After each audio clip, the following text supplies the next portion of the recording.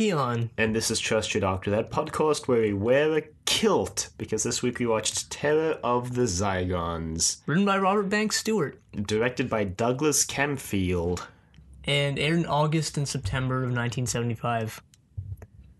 Right, the beginning of season 13. Right, in the beginning of a shift to a earlier in the year start time. Yeah. Which is why this was actually held over from last season, because this serial was filmed as a finale to sort of last season's semi-overarching plotline.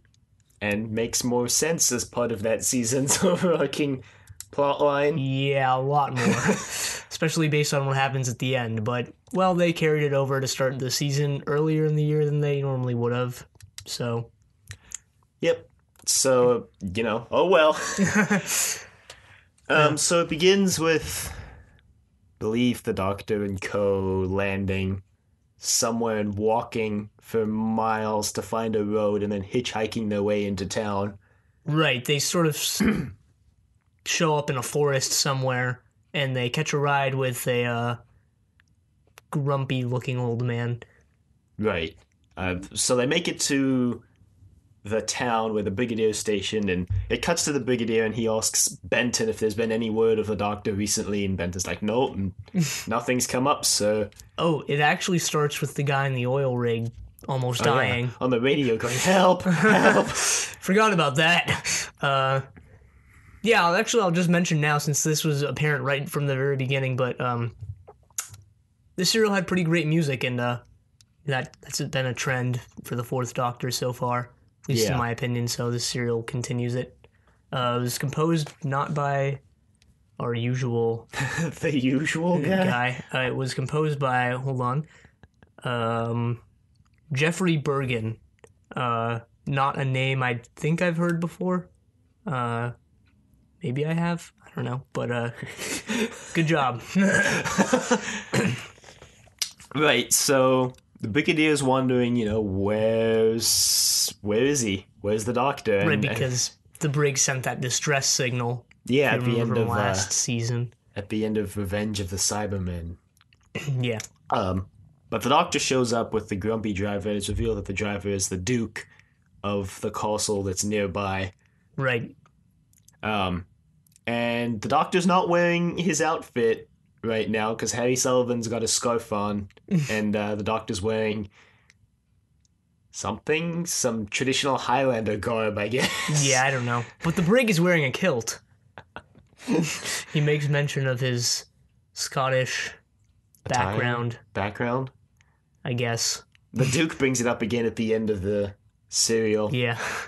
The Doctor changes, I guess the Highlander garb was temporary. He was just dressing up, Darn. I suppose. He changes back into the outfit with the red coat and the scarf, obviously, because it was produced as part of the last season.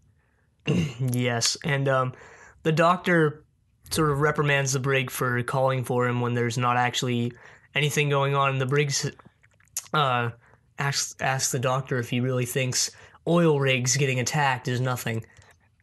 And the Doctor says something snarky about renewable energy or something. Yeah, and it's here we learn that a couple oil rigs have been attacked, obviously, and a bunch of people have died. Right. Everybody on all the oil rigs is dead. All the oil rigs that were attacked, not all of the Every oil. person on every oil rig ever. No, I don't know. So the Doctor, Harry, and Sarah decide to split up, sort of investigate separately. Harry goes, I guess, out to the field / down to the beach. Yeah. And he runs into Monroe, who was the radio operator from the very beginning of the serial, who was on the radio going, help, we're being attacked! We're being attacked! Yeah, he's sort of delirious and half drowned. Can't really understand what he's saying. Harry can't either. But he tells him he's going to get him to a hospital soon. But then he gets shot! Yeah. By a sniper. Not really a sniper, but some guy off in the distance. A trained military sniper. It's a conspiracy reaching the highest levels. Well, it kind of is. So Harry, I think the only thing Harry understood was something about being attacked by a giant something, so... And then Harry gets shot and goes into some sort of coma slash not alive state. So when he gets found by the Doctor and Sarah, I think. Yeah, the Doctor actually during all this has gone to investigate some traces of what was going on, and he made mention that they look like giant tooth marks, and he used some plaster of Paris to take a mold there. And Right. the Duke says, "Do you mean to tell me that these marks were made by giant molars?" The Doctor says, "Yes." Even though they looked more like giant canines. I wouldn't know. Canines are the sharp teeth. Good to know. And your molars are the ones in the back, the blunt ones. Makes sense. Incisors are the flat ones in the front. You really know a lot about teeth. Yeah, I don't know why I know all of this. Okay. Maybe the molars are the ones in the front and incisors are the ones in the side. I'm not entirely sure. Pretty sure that's not the case, but it might be.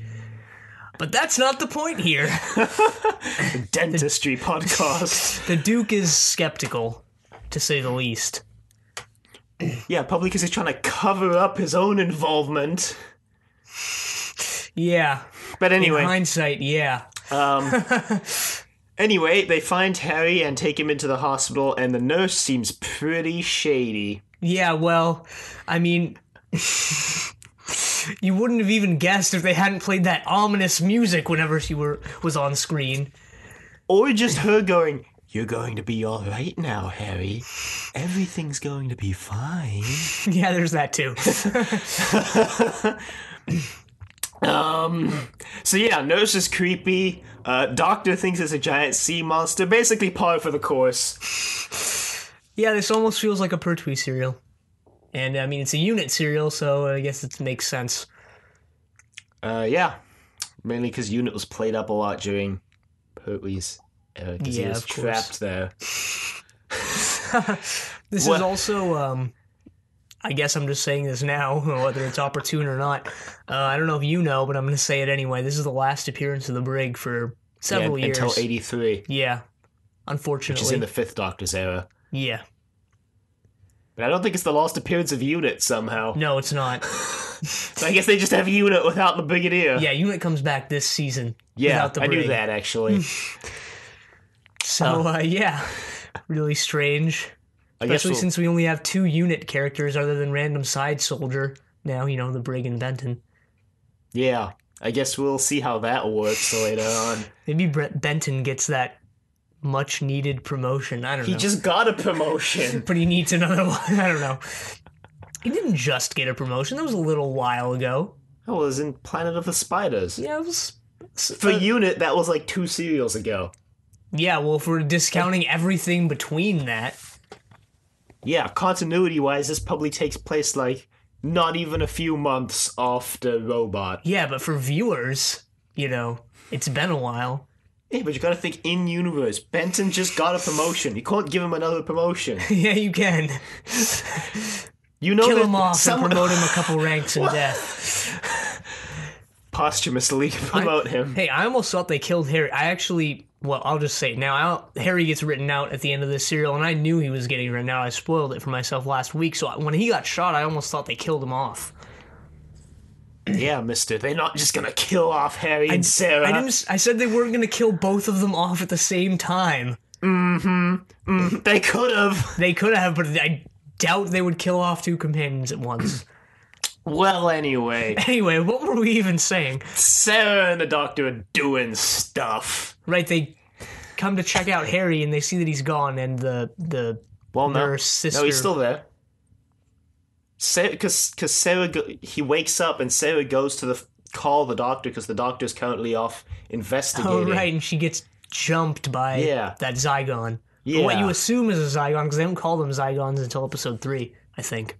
They don't even name themselves episode 3, but they appear before Yeah. then. Yeah. They're basically Silurian-esque creatures. You know, they've been lurking underground / underwater. Yeah, except they didn't live on Earth previously. Yeah, well, you know, it's kind of in the same vein. I was reminded a lot of the Silurians and the Sea Devils here, with the Zygons having their, you know, underground base plotting to take over. Spaceship, base, same difference. Yeah, the planning this to take was over. A blur to me. The planning to take over because their home planet got destroyed just recently. They crash landed there like thousands of years ago, and they haven't had the ability to repair their spaceship yet. But now they've learned that their home planet is destroyed, so they're going to take over the Earth. Yeah, but apparently there's still a bunch of them left who are coming to Earth, waiting for it to be terraformed by the ones already there. Yeah, they called them all. Yeah. I guess they all escaped their planet's destruction. The ones on Earth have the giant monster, which they brought with them, which is the Loch Ness Monster. Which apparently they survive on its milk. And didn't they say that? Pretty sure they said that. It's a cyborg! Yeah, I'm pretty sure they said they survive on its milk. What? Don't remember that. I do remember Harry saying if the monster dies, then the Zygons will too. And I thought they were going to play that up and use it, but then they didn't. Yeah, I think they just mentioned that in one passing line. Anyway, Sarah gets jumped by a Zygon at the end of, I believe, episode 1. Yeah. And gets knocked out and thrown into this depressurization chamber that they have in the hospital for the divers, I guess. That's what the nurse says. And Harry's been taken. This is when the doctor finds out Harry's gone. And so is Sarah, apparently, but he finds her in the depressurization chamber. And then he gets locked in by a Zygon. Who starts removing the air from the chamber, and the doctor somehow just hypnotizes Sarah into not being able, or not needing to breathe. Yeah, he says it's a trick he picked up from a Tibetan monk. I guess that was a reference to the events of, what were those serials called? Are you thinking about the Yeti one? Yeah, which I'm forgetting the name of it. Something. You know the one. The first the Yeti second one. Doctor. Yeah. I don't exactly remember him picking up that trick, Padma but Sambhavar. Yeah. You know, he could always have visited Tibetan monks off screen, which is where most of these things he picks up comes from. I guess. Like every time he references Harry Houdini.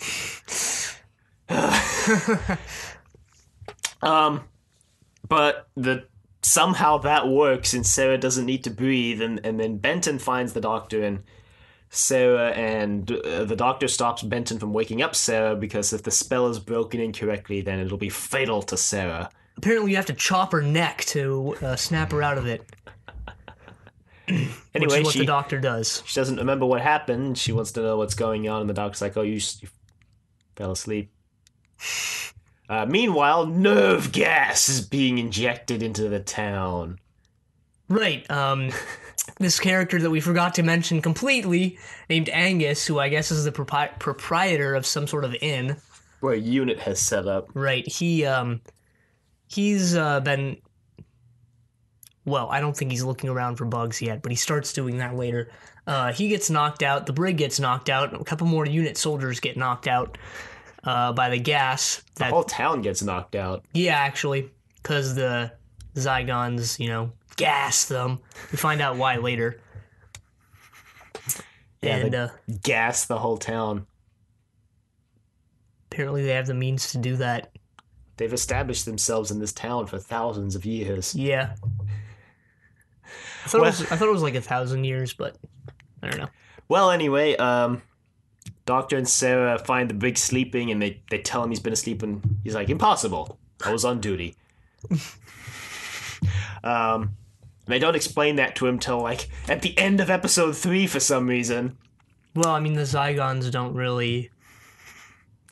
Yeah, whatever. Anyway. The Doctor and... Is this when they go to visit the castle? I guess. Like I said, this serial was actually a blur to me, even though I just watched it last night. What was the cliffhanger for episode 2? The Doctor almost dying, but I don't remember. Right, with exactly the monster. So Yeah, how did he get there? Oh god, I can't believe it. okay, Don't I even got it. I remember. got it. So the doctor and the brigadier, well, they somehow find this little communication device. I think they go out to investigate some wreckage. Meanwhile, Sarah's hanging out at the inn when Harry shows up, Well, but it's not actually Harry. Harry. Right. We see some scenes in the Zygon base, and we learn that they can take on the appearance of humans if they hook them into their little machine thing. The body print scanner machine thing. Yeah. Looks almost organic. The whole ship was organic. Yeah, well, it sort of reminded me of the Axon. What was it called? The Axon ship thing. yeah, but it had a name. Whatever. Reminded me of that. Yeah. Well, I think the Zygons mentioned later that all of the stuff is organic in the ship. I guess I must have missed that, but it makes sense. It all looks organic, so. So Harry steals the communication device, which is hanging out on the table while the doctor and the big are out investigating some wreckage from the Ben Nevis or something. One of the two oil rigs that got destroyed. Yeah. And Harry makes off with the thing and says, like, what? Let's stop him, guys. So they... Right, she alerts Benton and some other soldiers. So they chase him down to a barn, and he almost kills Sarah before stumbling and falling and impaling himself on some spikes, and Harry dies for the second time in the serial. And you find out it's not actually Harry, if you hadn't already guessed. It's a Zygon who took on his appearance. Right. Named Madra. And the leader of the Zygon, Broton, you see him in the base, and one of the other Zygons alerts him to Madra's death, and he says, no, disperse immediately. So Madra, Jedi's his way out of there. His body disappears and everything. Would have been a more impressive reveal that the Zygons can take on the humans if they revealed it with Harry chasing down Sarah, instead of having them explain it to Harry before they duplicate Harry. Yeah. Really bad decision there. It's like giving away the mystery before even... You mean like naming your cereal blank of the Daleks and then trying to reveal the Daleks? Yes. Which I'm glad they didn't name the cereal the Loch Ness Monster. I mean, that was actually semi-interesting that the Zygon, what do they call it? They had a name for it. It started with an S and it was like the Sacrians? Something like that. We should probably look that up. But yeah, whatever they called it, that was kind of an interesting reveal. The Scarasand. Yeah, the Scarasand. It was kind of an interesting reveal that was the Loch Ness Monster, but Yeah, sort of. Vaguely. I mean, you had to really piece it together. They never really outright said it. Yeah, but I mean, it's really, really, really heavily implied. So the Doctor eventually catches up with Sarah, who's tried to show the unit soldiers the Zygon body, but it's dispersed. So they're like, oh no. But the Doctor takes the communication device, and the Zygons have been watching the inn through some sort of bug that they have in the room, I guess. Right, they planted it in like a mounted deer head. A stuffed deer head that's mounted on the wall. It looked really creepy, might I add. Those beady eyes. Isn't all taxidermy like that? I guess. Well, they decide the Doctor has to die because he's too close to figuring out their monster plan, so they activate the communication device, and the Doctor's like, oh no, the monster's gonna come for me. So he runs away while a unit tries to triangulate the location of the transmission. Apparently the Zygons are using traceable transmission technology. Yeah. So the Doctor runs out onto the moor. Speaking of which, I actually got a Hounds of the Baskerville Hound of the Baskerville vibe when Angus at the beginning was explaining all the people have gone missing on the moor to Sarah Jane.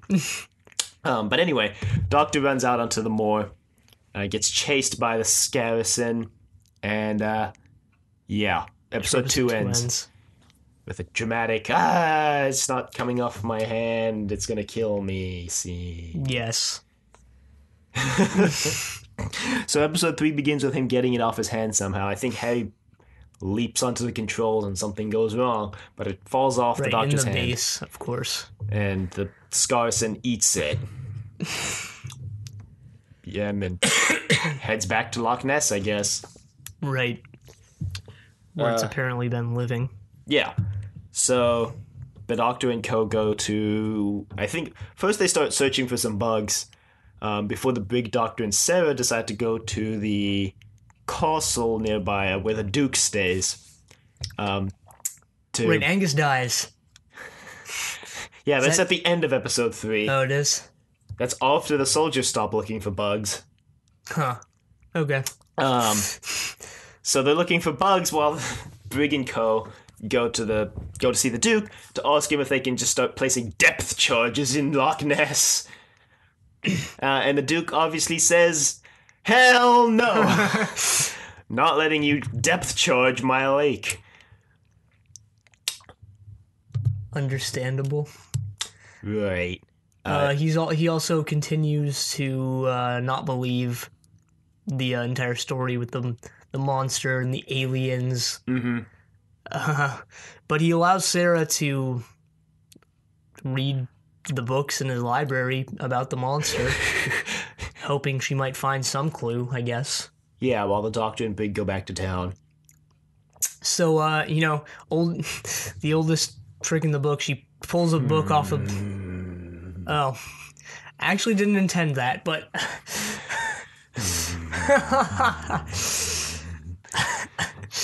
I guess puns are just ingrained in the very fabric of my being. But anyway, she pulls a book off the shelf, and it opens a secret passage, which she ventures into. Yeah, and she finds the Zygon ship, and she finds Harry.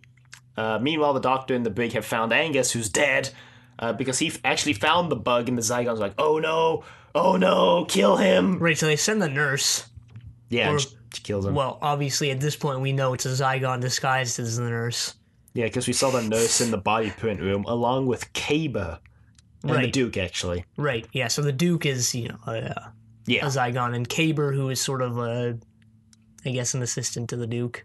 Yeah. Or something like that. Whose real name, apparently, we could never pronounce. It's far too Gaelic. Try me. Challenge accepted. Right, but the Doctor and the Big found the dead man. They're like, oh no, the Duke might be an inside man. And they turn around and run back to the castle. Angus didn't deserve to die. Well, he did anyway. He had no part in this. He did nothing wrong. The show's getting realistic. You don't have to be embroiled in the action to be killed. Poor Angus. But the Brigadier and the Doctor run into Sarah and Harry just as they're coming out of the room. Yeah, because the Doctor's deduced that the Duke probably isn't who he appears to be. Right. For some reason, the Doctor decides to run into the Zygon ship alone and then immediately just gets captured. And then they make off with him and take off. And the unit, including Sarah and Harry, are like, well, good job, Doctor. So episode 3 ends on the cliffhanger. The ship is taking off. Right. Really interesting design for the ship, too. It's fully black. I honestly don't know how to describe it. It looks like the... Shoot, I don't know what Bond movie it's from, though. In one of the Bond movies, there's this big black, quadrupod base in the ocean. That's what it reminded me of. Huh. I can't tell you what movie it's from, except it was probably one of the Sean Connery ones. Pretty sure it was the one with the Lotus as the Bond car, too. Oh, well. So, yeah, the ship takes off, and episode 4, it lands, and the Brigadier mentions... Well, it was lost sighted near London. Somewhere. so it could be anywhere. Meanwhile, the Doctor's been locked in a room with things in it for him to do for some reason. I don't know. So the Serial had raised a lot of questions that it didn't answer. So the Doctor kind of fiddles around with the controls. The Zygons have turned off all their transmissions from their ship because if they're off, then UNIT can't track them. Yeah. So they turn them all off, but the Doctor kind of fiddles around with the controls, and then it cuts to Sarah and Benton, and Sarah's like, I know the Doctor's doing something, but he might be dead right now. No, it's just the not knowing, and Benton's like, if I know the Doctor, he's probably thinking of a plan right now. Sarah, again, jumping to the conclusion that the Doctor is dead. It's become a running trend for her character. For some reason. Been a running trend since the Monster of Peladon. Yeah, and even before that. Thanks, Sarah. Anyway, the Doctor is actually coming up with a plan. He decides, I wonder if half power is enough to kill me. Grabs two different quote-unquote wires, because they're organic crystallography, I think, or something like that, the Zygons say later, but he starts screaming in agony for a good solid 2 minutes. But it sends out a transmission that Benton eventually traces, and the Brigadier's like, where is that? Oh, they've landed in an abandoned quarry. Great. So the action takes us to yet another quarry. Well, except this time it's actually a quarry. Yeah, well, they integrated into the plot here instead of just having random planet 734 take place in a rock quarry. You mean Omega's planet? Yes, the antimatter universe. And also the planet from Death to the Daleks. Death to the Daleks. Yeah, that planet, and pretty much any other planet, colony in space. Well, anyway, yeah, they make it to the rock quarry, and meanwhile, inside the ship, the Zygons think that the Doctor's dead, but he's not. So he gets up, runs into the body print room, and frees everybody. Right. And then activates the fire alarm using a sonic screwdriver. Not sure how that worked. But anyway, another thing to add to the list, though. The Zygons run into the room, and the Doctor and his new team escape. His new companions, no. Broton should be a companion. Except he can't be, because of what happens. They can drag around his corpse. No, I don't know. Wow, that's dark. Yeah, we are in the Hinchcliffe era. No. Like Weekend at Bernie's. Is that the movie where... I think that's the movie where someone dies and they spend the whole weekend... Or they get knocked out. I think it's Die, though, and they do go through the whole weekend, like, pretending he's alive and taking him shopping and stuff. I don't know. I've never even heard of that. So they don't want to give away the fact that he's dead or something. Yeah, I have no idea.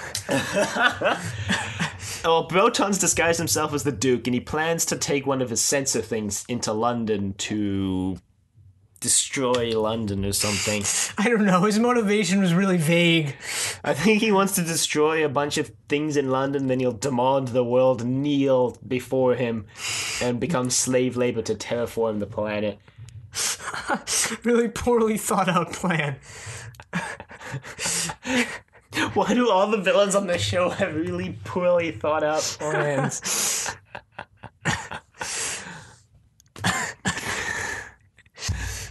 Not even the master.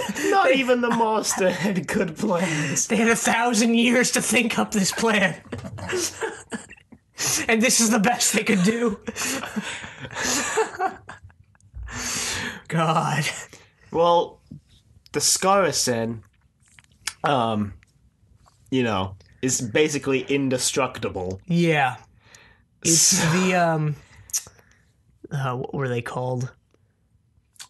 From the, completely blanking again. The ambassadors? Yeah. The ambassadors of yeah, death? It was an ambassador tier creature. Except this time it actually kind of makes sense since it's a giant sea monster, so. Sea monster cyborg. Yeah, it's actually, we've neglected to mention that it's actually been cyborgized If The that's even... Cybermen were involved, you know. They lent their services to the Zygons.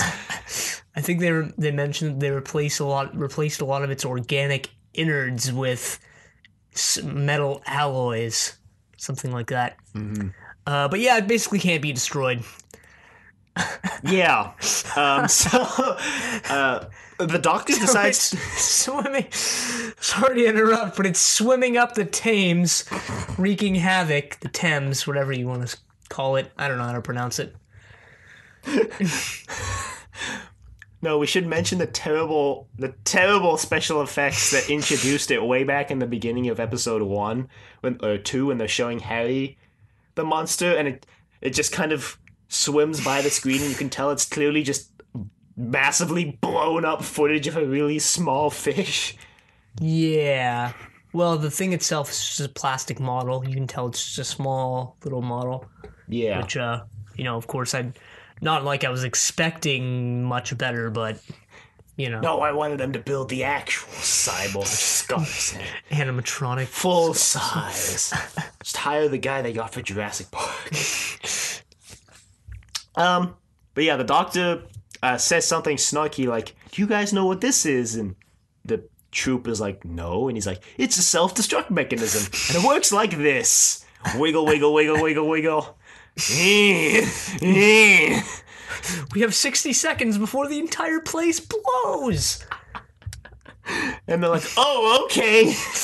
Thanks, Doctor. So they all run away right as the Brig and Sarah get there, and Sarah's like, "Doctor, hurry up!" And they get away, and then kaboom! The Doctor kills off the remaining Zygons, living up to his homicidal tendencies. Right. It hasn't been one serial yet where the fourth Doctor hasn't killed someone. We'll see how long this trend continues.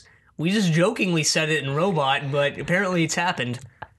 Yeah, that he would kill someone, eat cereal. Right, but the Doctor says something like, "Oh, was that bang big enough for you, Brig?" But then they kind of fiddle around for a bit, I guess. Just kind of sit there and talk. They know the monster is heading to London, but they kind of just take a little break.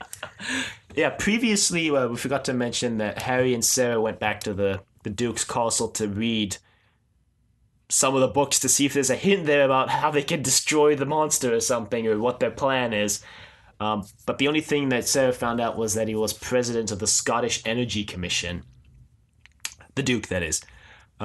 So when it's revealed that the monster is heading towards London, they don't really know what's going on, and then they have this long string of deductive reasoning where first the Brigadier mentions like, "Oh, when the Prime Minister called me, she said she was just leaving one of the houses in London, one of the famous ones that I'm blanking on the name. But don't think anything important is going on there." And, the Duke mentions, "Oh, yes, there is. There's a World Energy Conference happening today at that very location." And then the Doctor's like, "But how's Broton gonna get in?" And the Brig's like, "Yeah, he won't have a pass." And then Sarah's like, "Yes, he will. The Duke is the head of the Scottish Energy Commission." And the Duke's like, "That's right, I am." So somehow they all figure out that the monster's heading to that. Oh, Stanbridge House. So they head to Stanbridge House and start investigating, looking for Broton, a.k.a. the Duke in disguise. Broton in disguise as the Duke. So the Duke would be Broton. Never mind. You get what he means.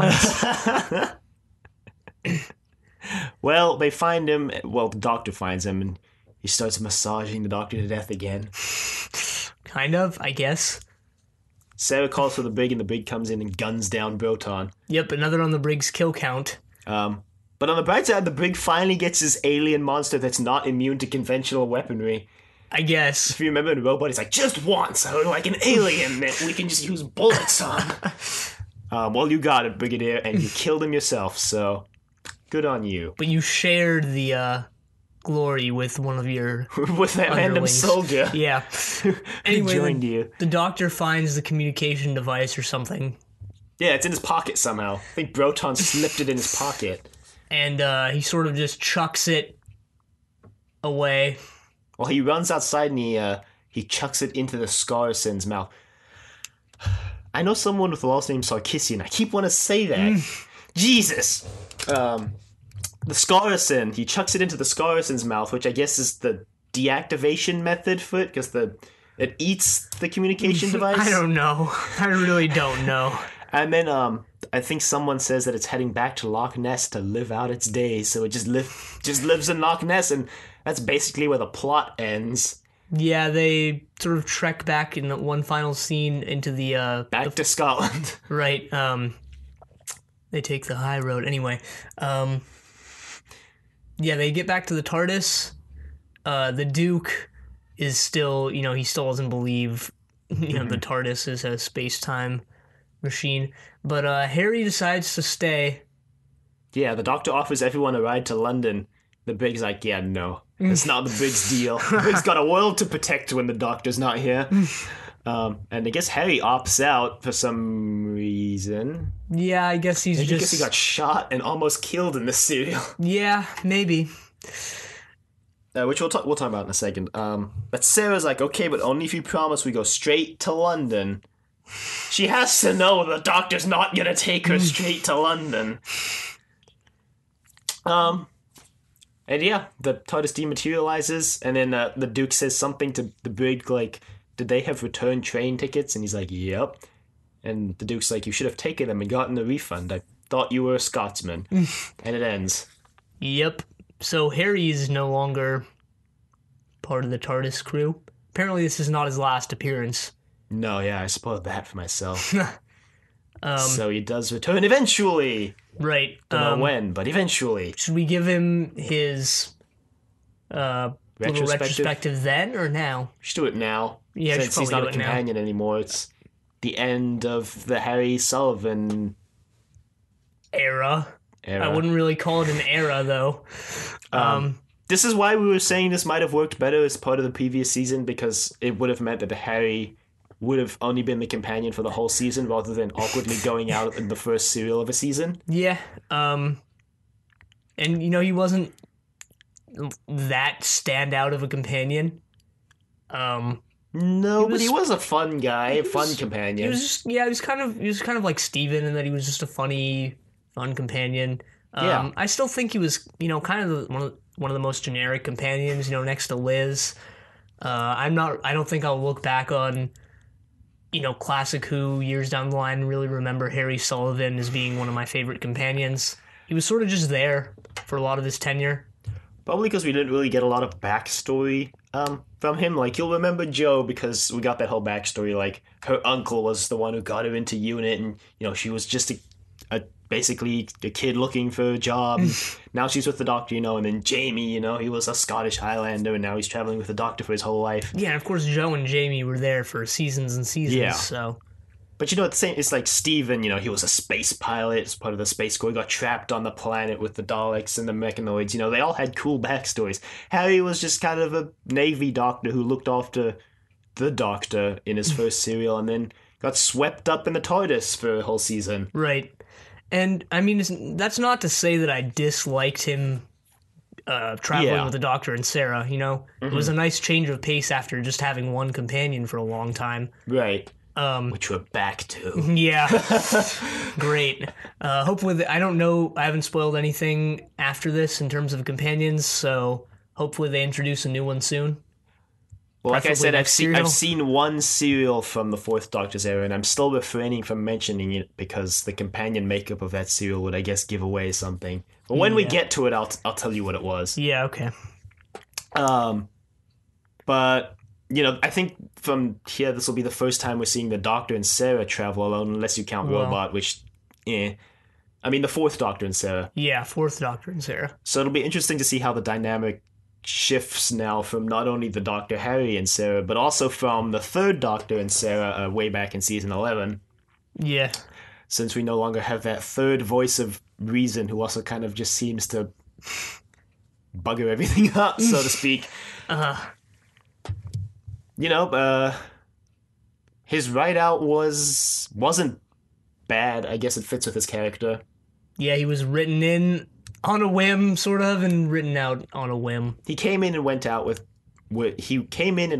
without any fanfare, which I think is nice for a change. I suppose.